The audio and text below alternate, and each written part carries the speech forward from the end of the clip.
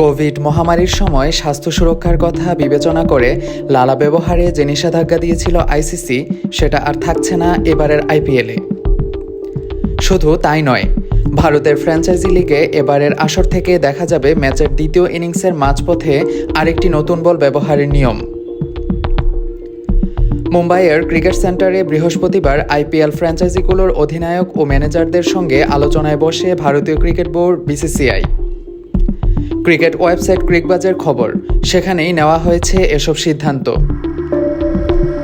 তবে বিসিসিআইয়ের পক্ষ থেকে আইপিএলে নতুন নিয়ম নিয়ে আনুষ্ঠানিকভাবে এখনও কিছু জানানো হয়নি। বল চকচকে রাখার জন্য মূলত লালা ব্যবহার করে থাকেন ক্রিকেটাররা।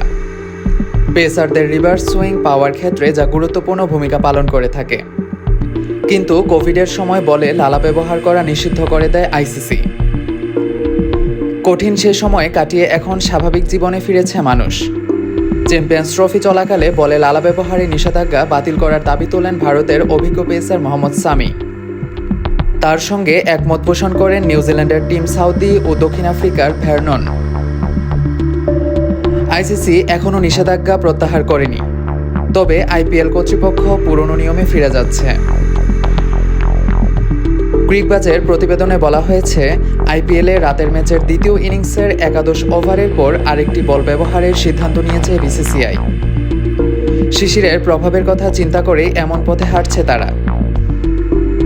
টাইমস অব ইন্ডিয়ার প্রতিবেদনে বলা হয়েছে, দ্বিতীয় ইনিংসের একাদশ ওভারের পর আম্পায়াররা বল পরীক্ষা করবেন।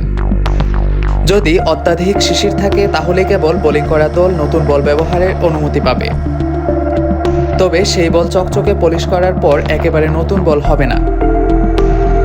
এছাড়া উচ্চতার নো বল ও অফ স্টাম্পের বাইরের ওয়াইড বলে ডিআরএস নেওয়া হলে হক আই এবং বল ট্র্যাকিং প্রযুক্তি ব্যবহার করা হবে। ওয়াইডের ক্ষেত্রে ডিআরএস এর নিয়ম ছিল গত আসর থেকেই, এবার যুক্ত হলো প্রযুক্তির ব্যবহার। আগামী শনিবার থেকে শুরু হবে এবারের আইপিএল।